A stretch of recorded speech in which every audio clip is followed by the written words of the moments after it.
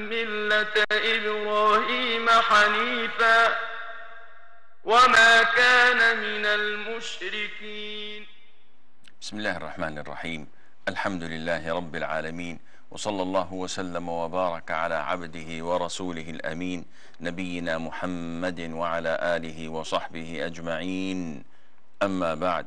Dear brothers and sisters in Islam, Assalamu alaikum wa rahmatullahi wa barakatuh, and welcome to this new episode of our values.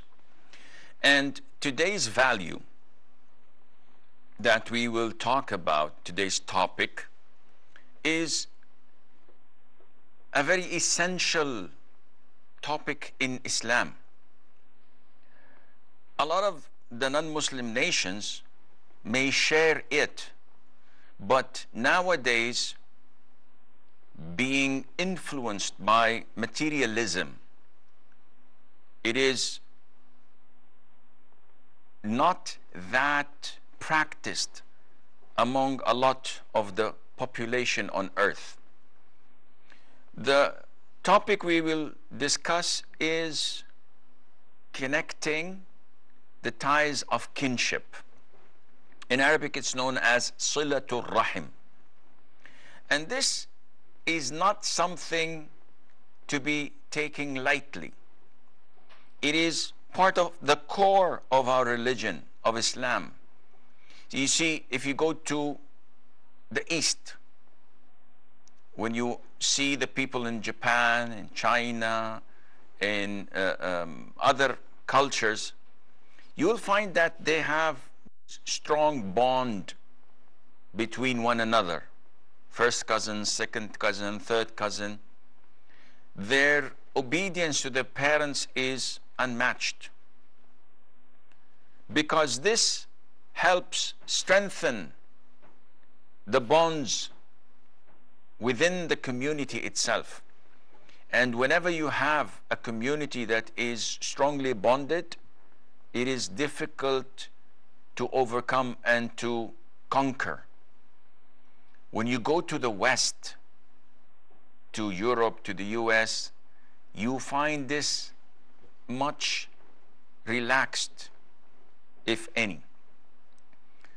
A child may leave his parents' house when he's 16, and it can go for decades without him checking out on them, let alone to know his uncles and aunts and cousins. They don't pay attention to that. In Islam, it makes connecting to your kinship part of your religion.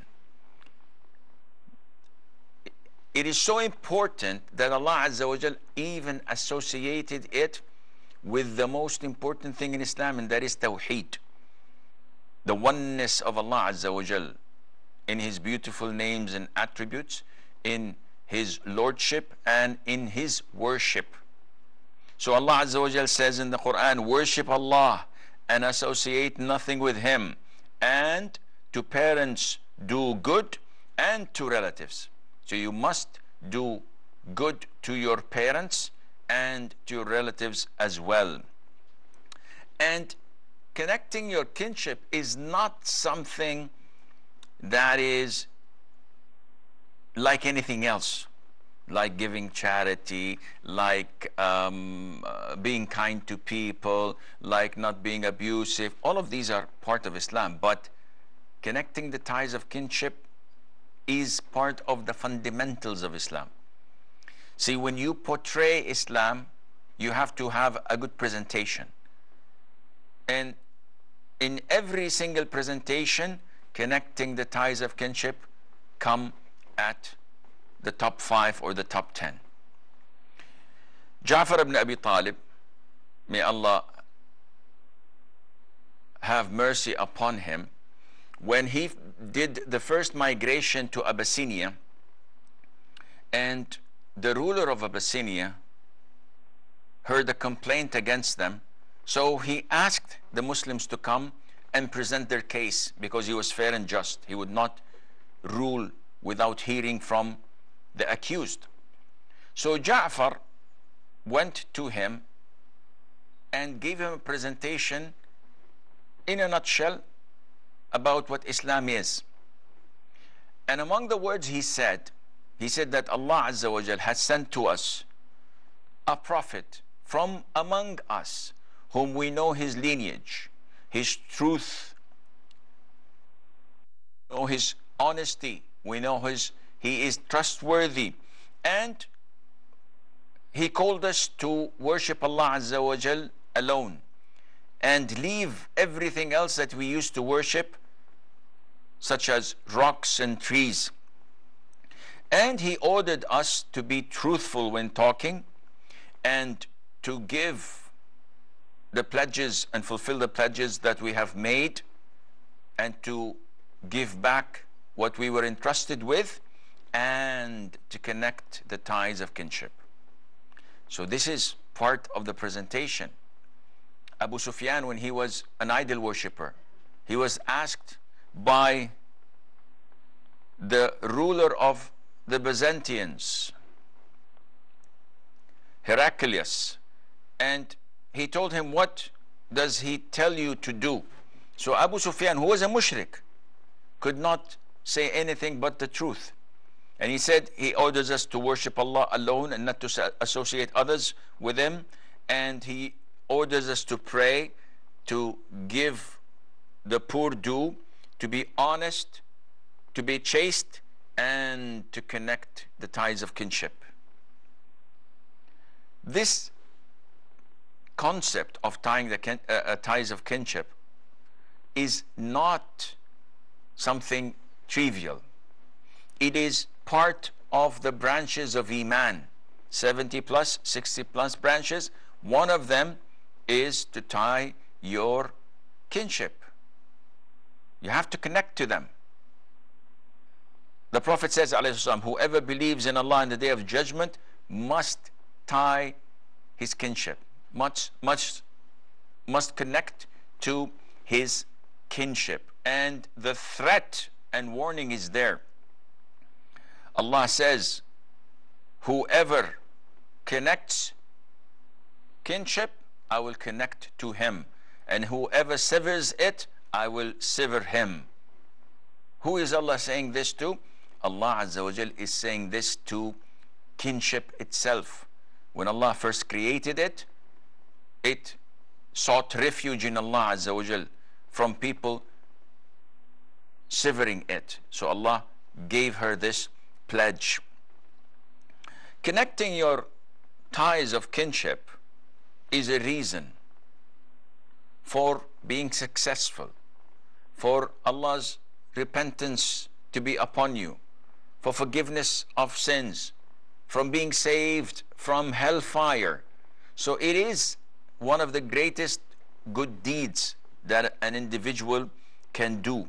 A man came once to the Prophet ﷺ and said, "O Prophet of Allah, I have performed a major sin," and he did not disclose it.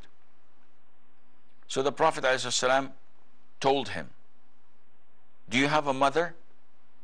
And the man said, "No." Then the Prophet said, "Do you have an aunt, sister of your mother?" And the man said, "Yes." So the Prophet told him to be dutiful to her. And in this hadith, we understand that in order to be forgiven and to attain Allah's repentance, you must connect to your kinship, and this is one of the means of forgiveness. Not only that, if you connect to your ties of kinship, this will lead you to Jannah.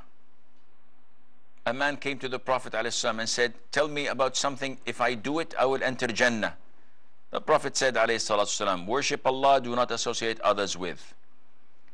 Establish salat, give zakat, the poor due, and connect to your kinship." And this is the first thing that the Prophet said ﷺ when he came to Medina. "O people, feed the food,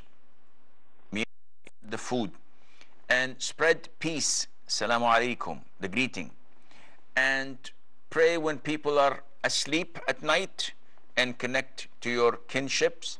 You will enter Jannah in peace." Also, connecting your kinship has merits and benefits in this life, not only on the day of judgment.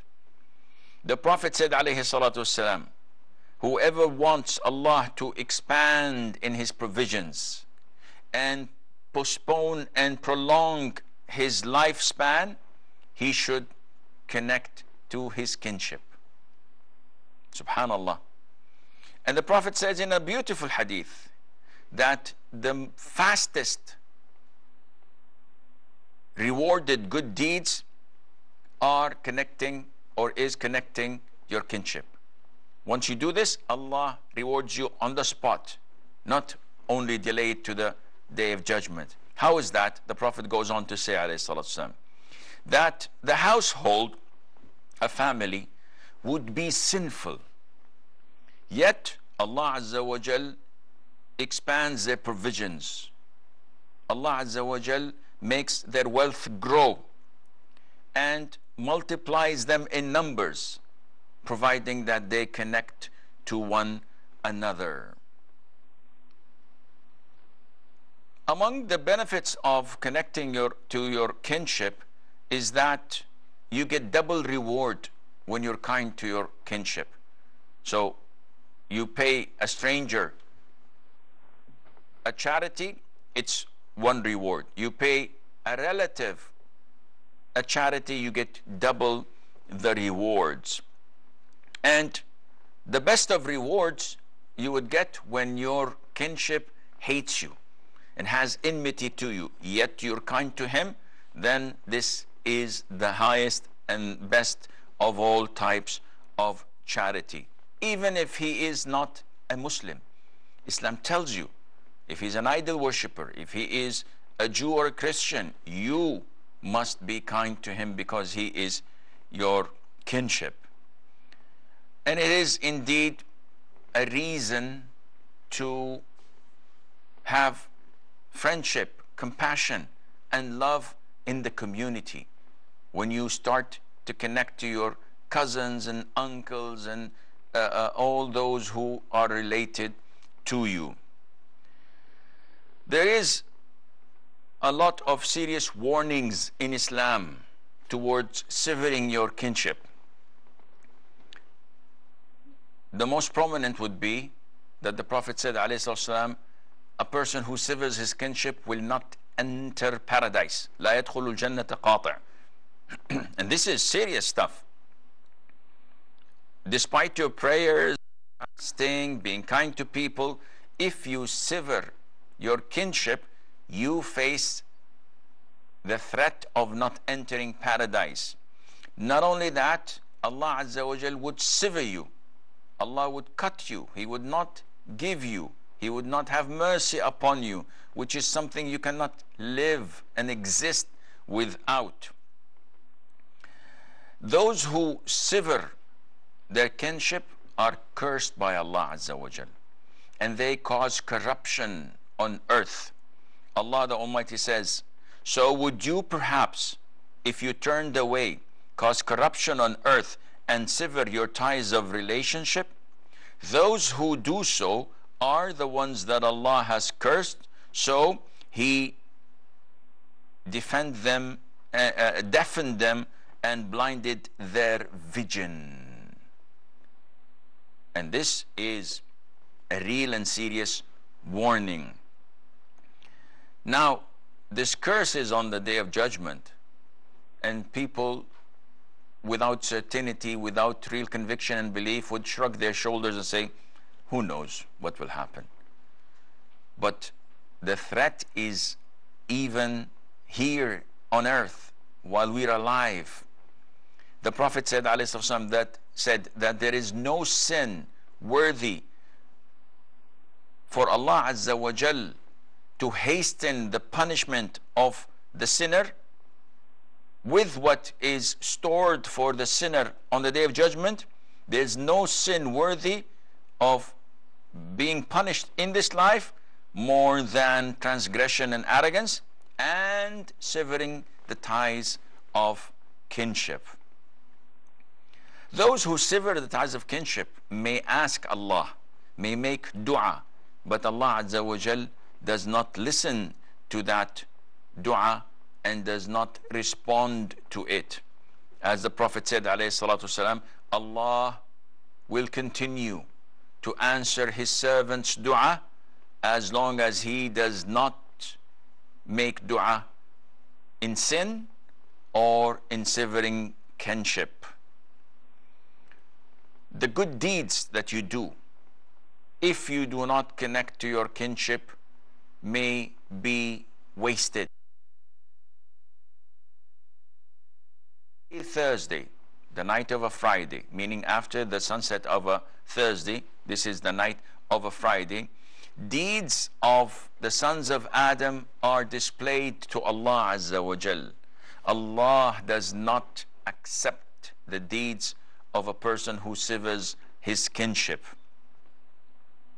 And if you look deep into Sharia, you'll find that there are certain rules that were placed simply to maintain and preserve kinship. For example, you're not allowed to marry a woman and her aunt, or a woman and her sister. Combining between the two at the same time causes them to sever their kinship, because each one is a co-wife. So usually they fight. So you cannot marry two sisters, two siblings, nor a woman and her aunt. Likewise, Islam prohibits that you make a will and then you transgress in this will, because after you die, the children, the offspring, the relatives would have enmity because of your transgression in writing that will. Being fair between your offspring, giving this one similar gift to that one. If you don't, this would sever kinship between them, because it would cause enmity and hatred. Without doubt, the whole ummah, the whole Muslim nation, acknowledge the fact that connecting the kinship is mandatory, severing it is totally prohibited. But who are the kinship that we must connect to?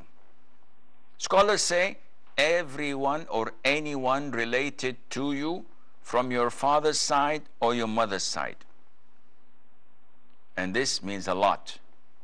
There are a number of other different opinions, but this is the most authentic. Anyone related to me through my father or through my mother, they're considered to be my kinship. However, they vary in their relationship to me. So my father and mother are definitely closer to me than my grandfather and grandmother. And they are closer to me than my siblings. My parents are closer to me than my siblings, and my children are closer to me than my siblings. My siblings are closer to me than my cousins, and so on. It goes on and on, expanding. And this is why, to be able to connect your kinship, each one differs. So my communication with my cousin definitely is not as frequent as my communication to my brother, or my kindness to my brother is not equivalent to my kindness to my cousins or second cousins, or etc. So the closer the person is to you, the more frequent you have to connect to, you have to be kind to. But what is connecting the ties of kinship? What defines it? Scholars say that connecting is the opposite of severing. And they say that there are three types of connecting. So one of the type is the lowest, when you sever your kinship. You're not kind, you don't call, you don't return visits, you simply discommunicate with them. And this person is in hell. He has committed the major sin. The second type is someone who's a little bit better. And he's the person who does not reciprocate unless you make the initiative. So a visit for a visit, a gift for a gift. And this is something we often hear. Our spouses, our relatives, oh, I have to buy a gift to cousin. Why? Because when I had a child last year, they brought us a gift. So now they have a child, they're blessed with a child, so I have to buy them a gift. So it's a gift in return of a gift. I have to visit my uncle. Why? Because they visited us last week. A visit in exchange of a visit. And the Prophet ﷺ stated clearly that this is not part of the connection that Allah Azza wa Jal demands. The Prophet said, ﷺ, the one who maintains a relationship with his relatives only because they maintain a relationship with him is not truly upholding the ties of kinship. The one who truly upholds the ties is the one who does so even if they break off the relationship. And this is very difficult nowadays. People cannot get over their ego, their pride. And they say, I called my cousin 5 times and he never replies, he never picks up the phone. So why should I continue? I'm not going to talk to him. Wallahi, there are cousins of mine that I've been calling for years without a response from their side. Not that I've done anything wrong, but this is how they are. I give them calls, I send them SMSs, I try my level best, but without any result. Who cares? Am I doing it for him or am I doing it for Allah Azza wa Jal? Until the day of judgment, even if he does not reply, I'm going to continue, because this is a form of worship. I could care less whether he calls back or not, or he reciprocates or not. I'm doing it for the sake of Allah. I want the reward from Allah on the day of judgment, and I want provision in this life and to have my lifespan expanded because of this. And this teaches us a very important lesson, that we must remain steadfast. The Prophet said, alayhi salatu wasalam, to a man who came to him and he complained. The man said, O Prophet of Allah, I have relatives with whom I try to keep in touch, but they cut me off.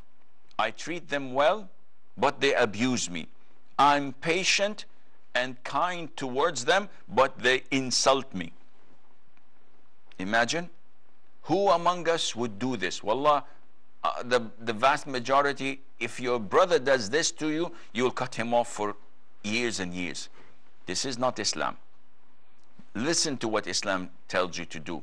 The Prophet said to him, alayhi salatu wasalam, if you are as you say, then it is as if you are putting hot ash in their mouths.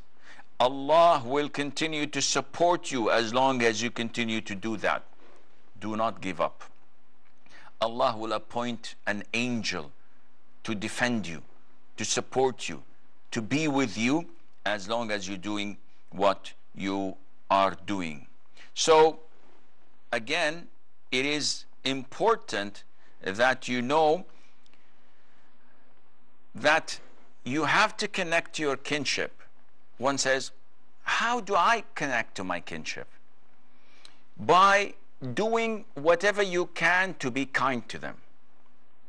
And this can be a phone call. This can be sending them a gift. This can be by visiting them occasionally. This can greatly be by paying off their debts, helping them financially. Wallahi, it is a shame to see brothers who are billionaires while their own siblings beg. I know people who have millions and millions, and their brother gets peanuts working for others. And when you tell him, Akhi, why don't you help your brother? Get him married. Why don't you help him stand on his feet? Give him a salary. He said, no, I want him to depend on himself.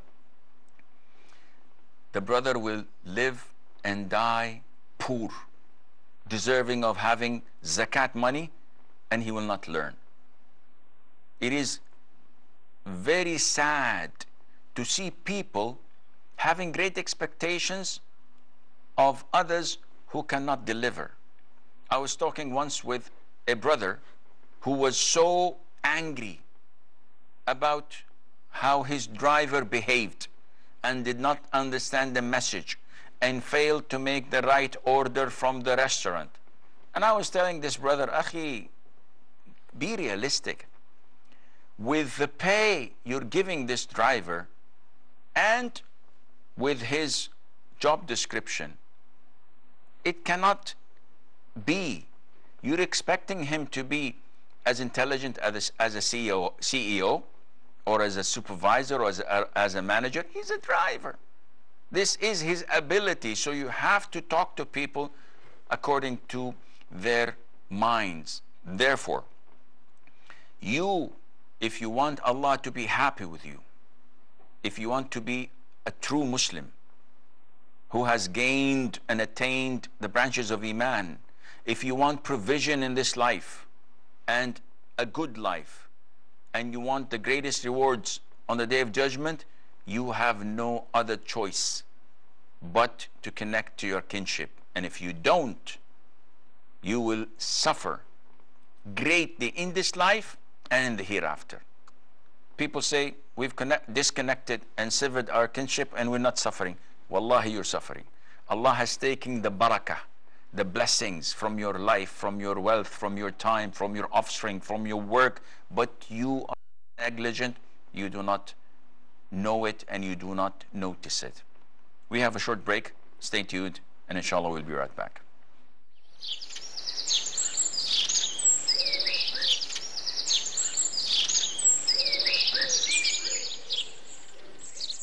Assalamu alaikum wa rahmatullahi wa barakatuh.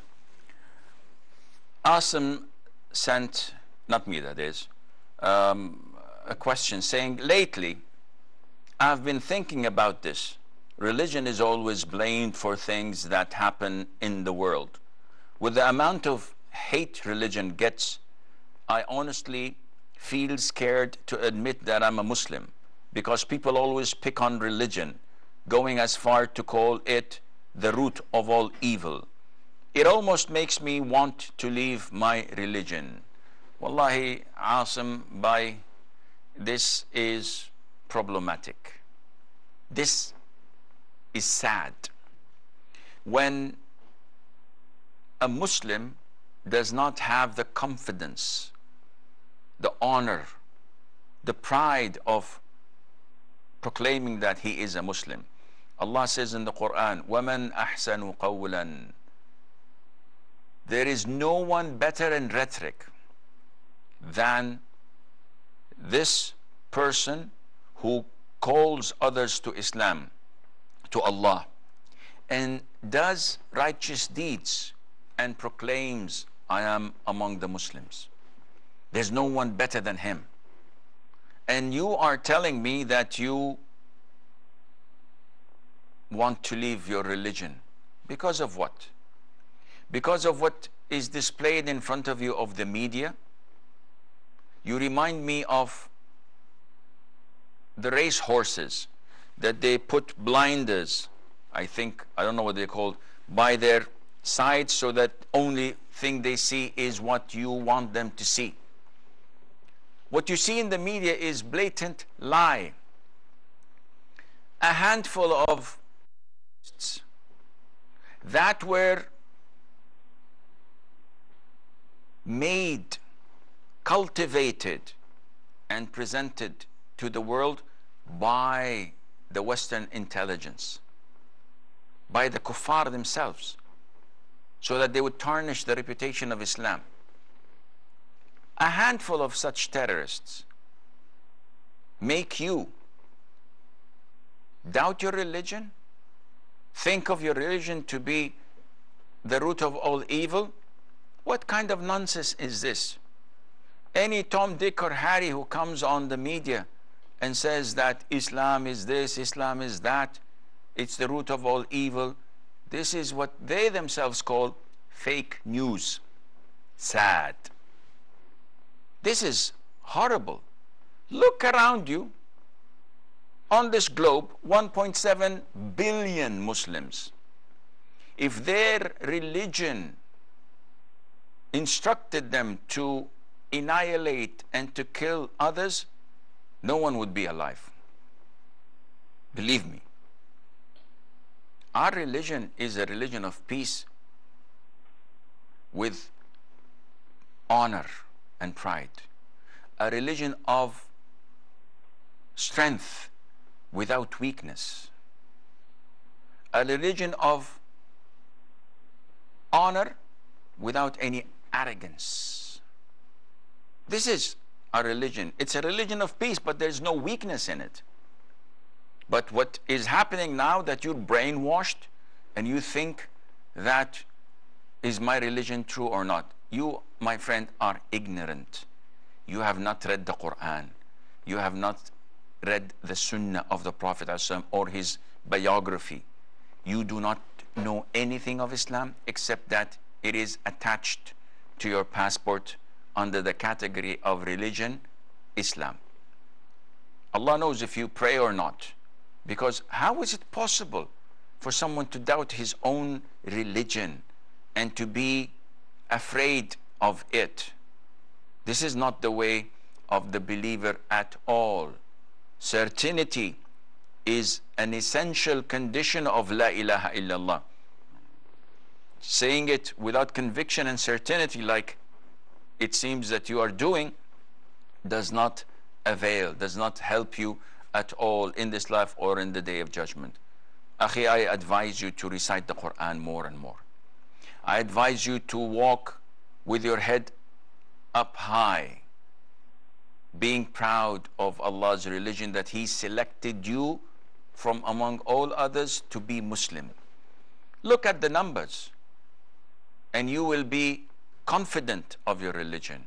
The fastest growing, the most peaceful, the only religion on earth that its scriptures, the sacred holy scriptures, are in the same language, and it is still spoken by hundreds of millions of Muslims as their native language. They understand it without the need of monks or priests to interpret it to them, and it is in the chest and written in books. No other religion has this luxury. You have the Bible, no original manuscript. Aramaic, Hebrew, Latin, and then to contemporary languages such as English. And during the process, so many things change and alter. Not the Quran. It's the same thing. So be confident of your religion. Your religion is a religion of peace without weakness. It is a religion of strength without violence. It is a religion of pride without arrogance. Mahak says, my question to you is, my father is a Muslim, but he neither offers salat nor fast. I told him, and he replied that do for your grave whatever you want to do, but do not teach me. He uses to watch TV at iftar time and whole day when he is free. I'm worried for him as a daughter. I really don't know what to do. This is a common problem that a lot of the Muslims face with those who are ignorant, those who are neglectful of Allah Azza wa Jal. You can lead a horse to water. You cannot force the horse to drink. Allah said to His Messenger sallallahu alayhi wa sallam, "Laysa alayka hudahum, walakin Allah yahdi man yasha." It is not to you to guide them. It's not for you to guide them. It is for Allah Azza wa Jal to guide whomever He wishes. So your duty on earth is to keep on reminding him in a diplomatic way. Meaning that you can remind him 10 times a day. And this would make him only further away from Islam. Or you can be diplomatic and smart and give him a week or two without even reminding him of Allah Azza wa Jal, and then try that once and you pause for a while and so on. You have to make a lot of dua for him. You have to be a role model. So even if he's watching TV, you have to pray in front of him, show him how you recite the Quran. So with time, he would start to think, she's doing something I should be doing. Ashamed of myself. And eventually, inshallah, with your dua, Allah will return him back to Islam. Dawood from Pakistan. Assalamu alaikum, Sheikh. How are you? Assalamu alaikum wa barakatuh. Hayyak Allah, akhi. Okay. Sheikh, I have a couple of questions, two questions. First Yes, sir. is that if my father tells me to break off a relationship with my cousin, let's say, because he's not getting along with him or he disrespected him for over something, should I listen to my father and break or cut off that or sever the ties with my cousin? Okay. Second question is if, let's say, it's similar, but my cousin had an argument with my father, and my father has not asked me to sever the relationship with him, but at the same time my cousin is not talking to my father. So what should I do? Should I talk to my cousin in that case or not? So Okay. These are the two questions I have. I will answer you, inshallah. Assalamu alaikum. Wa alaikum salam wa barakatuh. Brother Dawood from Pakistan had two questions related. Very good questions. But we have to understand the basics.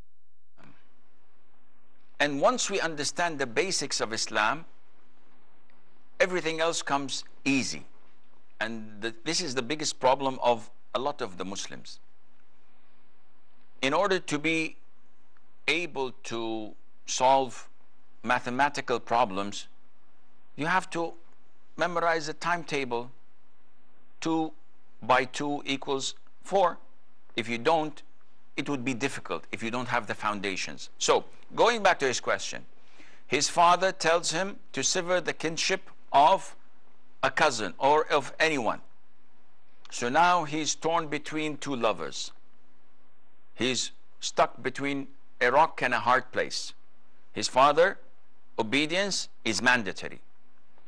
Connecting the ties of kinship is also mandatory. So what to do? Scholars say that if a parent instructs you to disobey Allah Azza wa Jal, it is mandatory that you disobey your parent. How is that? Because in obeying your parent, you will be disobeying Allah Azza wa Jal. Who's more important? You've answered yourself. So my father tells me, go and fetch me a bottle of scotch. This is an instruction and an order, and I have to obey my father. But when I look at the other side of the equation, I'd find that buying alcohol or intoxicants is cursed. Those who carry it are cursed.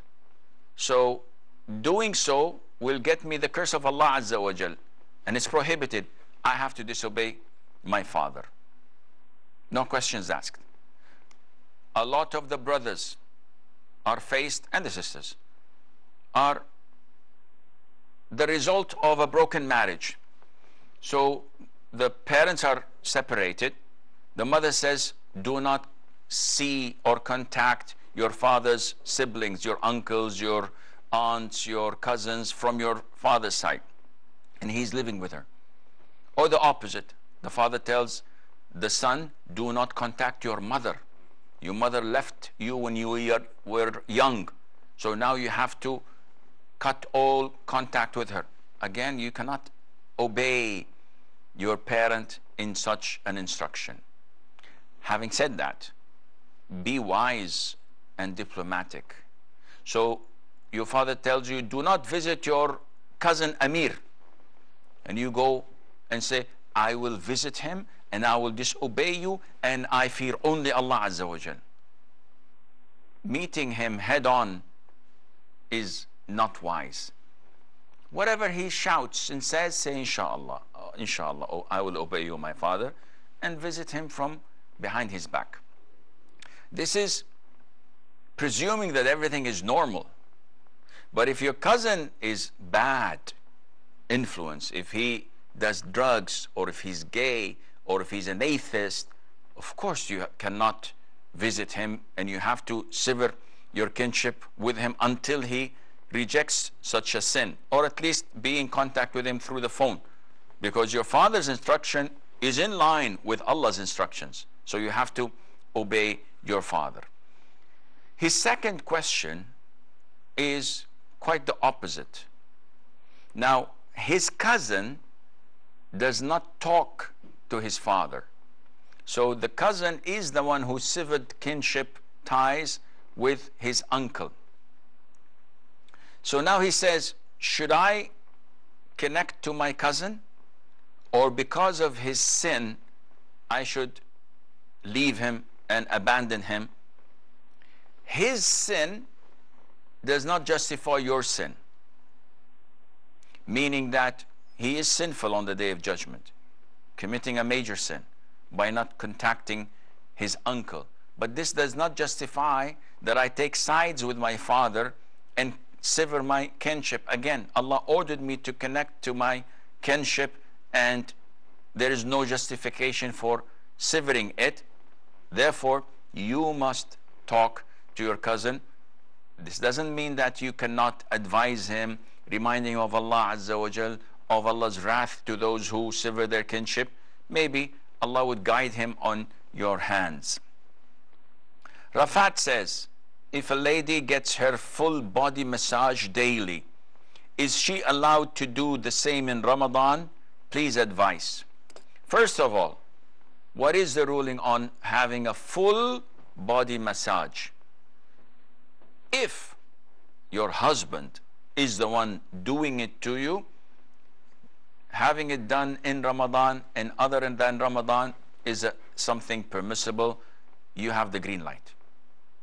But if it's someone else, and presumably or logically it should be another woman, then this is not permissible unless it is for medical reasons. Someone to get a full body massage every single day, this is extravagance. This is part of the people of wealth who have money, they don't know how to spend it. Not only that, it means that she, the masseuse, will be in contact, direct contact of your awrah. And this is not permissible in Islam. No Muslim ever said that this is allowed. Body massage for medical reasons is permissible, and she, the masseuse, can touch parts of the awrah, but not the whole thing, not the whole 9 yards. Therefore, you have to revise this a little bit more, be more careful, because other than Ramadan, this is not permissible. Yes, if the masseuse is only doing it from top of the clothes, shoulders, for example, for your arms, for knee below, legs, yeah, no problem. But to have your aura exposed and to be touched just for relaxation and not for any medical reasons, this is not permissible.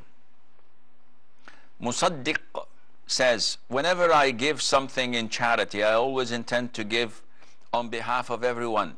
By everyone, I mean our Muslim brothers, my family, my friends, deceased grandparents, and at last I also intend for myself. Is this charity valid, or am I extending it beyond limits? No, it is valid. You can join with you in your charity whomever you wish, but when you pay 1,000 euros to a poor person on your behalf, you're rewarded 1,000 euros. If you include your spouse, it's 500 for you, 500 for her.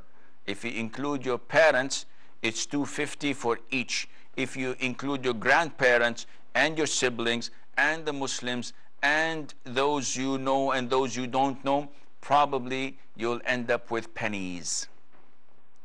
And this means that you have to be careful in what you intend. Yes, it is valid. But how much would I get out of it is different. Likewise, when someone says, I'd like to make Umrah on behalf of deceased, I said, good, Jazakallah khair. Said, will I get the same reward? No, of course not.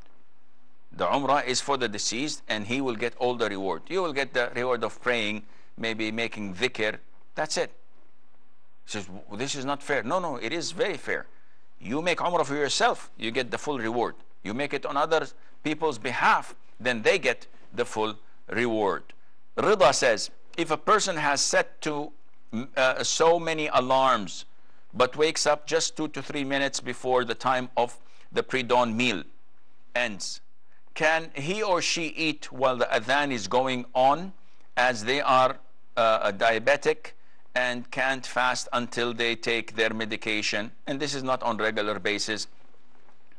Rida, it's one of two. Either it is night time, you can eat and drink, or it is the time to break the dawn, which you have to refrain from. So if you are certain that the mu'adhin, the person calling the adhan, calls the adhan 4 or 5 minutes before the due time, if you are certain, because this is something between you and Allah, if you're certain, then you can go ahead and eat and drink and take your medication. If you're not, then the mu'adhin is your best chance to know whether it is time to refrain or not. And if he calls the adhan, then you have to stick to his judgment, because you trust him when it comes to prayer, then you should trust him when it comes to refraining from eating and drinking. And this, there is nothing of a middle ground. Sleep early, you can inshallah you can wake up on time. Dr. Shazia says, what is the sunnah way of eating dates? Should they be eaten in odd numbers? Well, this is an issue of dispute. The hadith in the sunnah referred to eating the dates in odd numbers only when leaving the home to Eid Salat of Fitr. So at the end of Ramadan, because we've been fasting the whole month, just before leaving the house to the musalla to pray Eid, the sunnah is to eat dates in odd numbers, 3, 5, etc. Other than that, there is no specific hadith that the Prophet used to break his fast on odd numbers, or to eat before suhoor or at suhoor meal in odd numbers, or any other thing. That's why a lot of the scholars, among them Sheikh Ibn Uthaymeen, says that sipping the tea in 3 or 5 or 7 is not from the sunnah.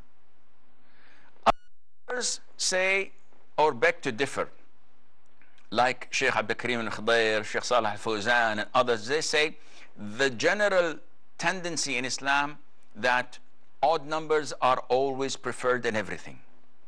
Allah says, the Prophet says also in the hadith, Allahu witrun yuhibbul witr. Allah is one and he loves odd numbers. So it is recommended, if you're breaking your fast, to make that witr. Why should I insist on making it even? No, making it witr would be closer to reality and truth, and it goes in line with the many instructions of making lots of things, such as tawaf, such as cleaning yourself when you answer the call of nature, such as a lot of things, to make that in odd numbers. Mumi says, my question is, if I'm traveling to another city for a week, so my prayer will be qasr, so can I pray Taraweeh? The answer is yes. Taraweeh has nothing to do whether you're residing or traveling. Abdi Kani says, I've seen some Muslims when in a sitting position, especially tashahhud, cross their legs. Is that allowed? Most likely those who sit cross-legged in prayer do this because of an illness with their knees. Ibn Umar, may Allah be pleased with him, at the end of his life used to pray like this. So if this was for a reason, there's no problem, inshallah. And even if it wasn't for a reason, it is against the sunnah, but the prayer is still valid. Umar says in his country, the imam who does the khutbah does it first in local language, then in Arabic. If the khutbah in local language and Arabic are after the imam enters and says Assalamu alaikum wa rahmatullahi wa barakatuh and sits, and the muadhin gives the adhan, then he delivers the khutbah, this is the original khutbah, whether in English, Arabic or Urdu. You have to listen, you must not play with anything in front of you, and be attentive. But if the local language khutbah is before the adhan, in this case, this has no rules to it. You can speak, you can leave, you don't have to attend.